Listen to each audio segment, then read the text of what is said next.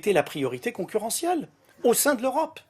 Et pourtant, certaines entreprises réussissent. En 2001, la Commission refuse le mariage des deux fabricants de matériel électrique, Schneider et Legrand. Aujourd'hui, les deux entreprises fonctionnent très bien séparément. Leurs chiffres d'affaires ont grimpé pour atteindre en 2017 plus de 24 milliards d'euros pour Schneider, 5,5 milliards d'euros pour Legrand. Alors, faut-il favoriser les fusions ? Non, selon cet économiste, accepter une fusion, c'est souvent créer un monopole et cela représente un danger. Si on veut que nos entreprises européennes soient concurrentielles vis-à-vis des Américains, des Chinois ou d'autres, il faut qu'elles innovent, puisque nous avons une base de coût du travail élevée en Europe, on ne s'en plaint pas, ça fait partie de notre développement. Eh bien, c'est par l'innovation qu'on peut être les meilleurs. Les monopoles n'innovent pas. Pourtant, le refus d'une fusion reste une exception. En 10 ans, Bruxelles a bloqué 7 fusions et en a autorisé plus de 3000. Au lendemain de la 13e journée de mobilisation des Gilets jaunes, question ce soir sur l'infiltration du mouvement par différentes composantes de l'extrême gauche et de l'extrême droite. S'agit-il d'actions marginales ? Tout cela est-il, oui ou non, structuré et organisé ? Au fil des semaines, les réponses deviennent de plus en plus limpides. Enquête signée Ambry Mdida, Mathieu Régnier. Ils portent tous un gilet jaune, mais leurs idéologies sont totalement opposées.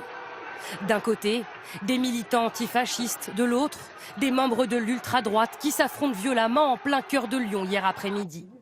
Des scènes de plus en plus fréquentes pendant les manifestations de Gilets jaunes, selon cet expert. Au départ, l'extrême gauche n'était pas présente dans les premières manifestations. C'est vraiment l'extrême droite qui était présente dès le 17 novembre. Au fur et à mesure, comme l'extrême gauche a vu qu'il y avait un certain nombre de revendications populaires, ils se sont immiscés dans le mouvement. Ils ont tenté de chasser l'extrême droite de ce mouvement avec d'autres revendications.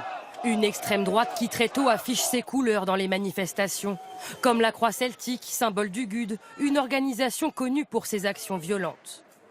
Mais ils ne se contentent pas d'être présents. D'autres groupes structurés ont participé au saccage de l'Arc de Triomphe le 1er décembre dernier. 6 militants ultranationalistes ont été jugés pour ces dégradations et condamnés à des peines jusqu'à 3 mois de prison ferme.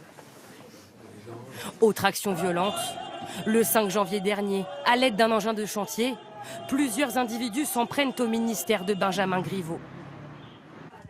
Pas d'arrestation, mais une revendication par un autre groupe d'extrême droite.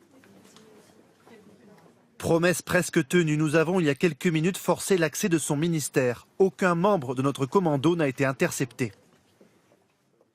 Certains visages plus connus se sont glissés dans les rangs des Gilets jaunes, comme ici, Yvan Benedetti. Vous pouvez tout changer.